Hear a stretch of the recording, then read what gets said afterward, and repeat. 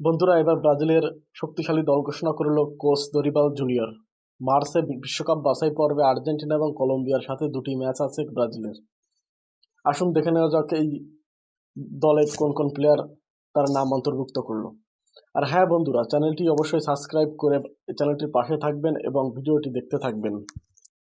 প্রথমেই আছে গোলকিপারদের নাম: Alisson Becker, Bento Matheus, Ederson মোয়ারেজ।